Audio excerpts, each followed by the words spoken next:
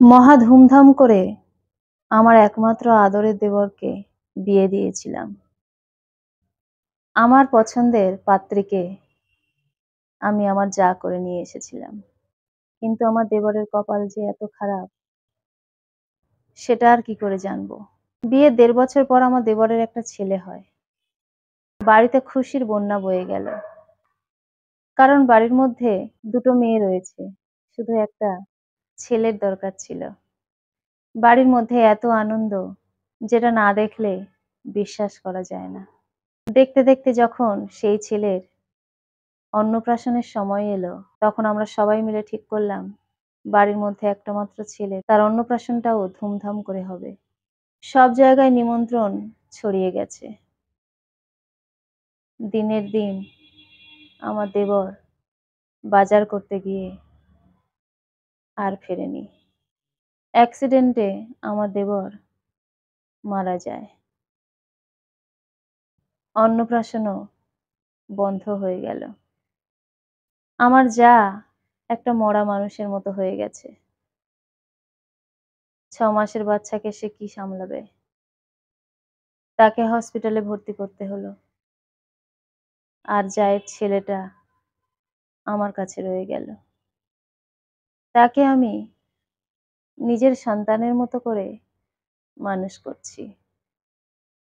এমন কপাল নিয়ে সে জন্মেছে যে সে তার অন্নপ্রাশনের দিন তার বাবাকে হারিয়েছে। আর সেই শোকে মা এখন হসপিটালে চিকিৎসাধীন রয়েছে। আমার যাকে দেখতে গেলাম সেদিন। সে আমার হাত ধরে বলেছিল, "দিদি, আমার বাচ্চাটাকে যদি একবার নিয়ে আসতে।" আমি বললাম, "হসপিটালে তো বাচ্চাদের ঢুকতে দেয় না, তাই ওকে আনতে পারিনি। সন্ধ্যাবেলা তোর মায়ের ফোনেতে ফোন করব। ভিডিও কলে তুই বাচ্চাটাকে দেখিস।" ও বলল, "ঠিক আছে দিদি।" তারপর সন্ধ্যার দিকে ভিডিও কলে বাচ্চাকে দেখালাম। ও তাতে ভীষণ খুশি। তারপর দেখতে দেখতে ১ টা মাস কেটে গেল। এরপর ওকে ছাড়বার সময় হয়েছে। ও এখন মোটামুটি সুস্থ। আমাদের বাড়ির সবাই গিয়ে ওকে নিয়ে এলো বাড়িতে। ও বাড়িতে ঢোকার পর থেকেই অনবরত কেঁদেই চলেছে।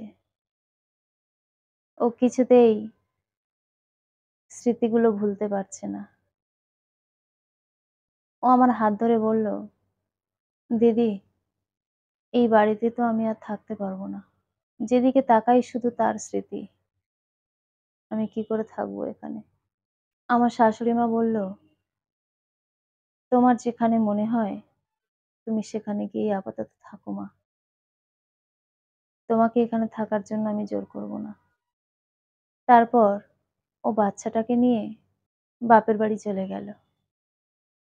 কিন্তু ১ টা মাস যে বাচ্চাটা আমার কাছে ছিল, সেই জন্য বাচ্চাটা সেখানে গিয়ে কিছুতেই মাকে স্থির থাকতে দিচ্ছে না। অগত্যা মাকে ফিরে আসতে হলো।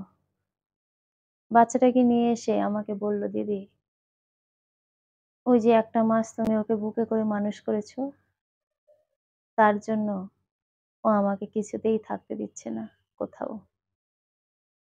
ও আমার থেকে বেশি তোমাকে চিনেছে দিদি।" আমি বললাম, "এখানেই থেকে যা। কষ্ট হবে জানি। ১ম খুব কষ্ট হবে। কিন্তু একটু মানিয়ে নে। তাহলে আমরা দুজনে মিলে বাচ্চাটাকে মানুষ করতে পারবো।" আমার যা তাতেই রাজি হয়ে যায়। তারপর থেকে আমাদের সংসার একটু অন্যরকম ভাবে চলতে থাকলো। আমার স্বামী আমাকে এই প্রস্তাবটা দিল যে, "ভাই তো রোজগার করতো ভালোই, কিন্তু তার যা জমানো টাকা আছে সেটা বরং থাক তার ছেলের ভবিষ্যতের জন্য। আর ওদের কি করে পেট চলবে? আমি বরং যা রোজগার করি তাতেই সকলের দিব্য চলে যাবে। কি বলো?" আমি বললাম, "কোনো অসুবিধে নেই। ঠিক আছে। আমার ২ টো মেয়ে। মেয়ে দুটো এখন বড় হয়ে গেছে। একজন স্কুলে পড়ে, একজন কলেজে পড়ে। তারা এই ছোট্ট ভাইটাকে নিয়ে ভীষণ খুশিতে থাকে, ভীষণ আনন্দে থাকে। আমাদের চোখের সামনে ছেলেটা বড় হতে থাকে। জীবনে কোনো আপনজনের যদি এরকম কোনো বিপদ ঘটে, তাহলে যতটুকু সম্ভব ততটুকু সাহায্য করে তার পাশে দাঁড়ানো উচিত। ওই সময় তাদেরকে যদি দূরে ঠেলে দিতাম, তাহলে ভগবানও আমায় ক্ষমা করত না। কলমে ও কণ্ঠে, সোমা।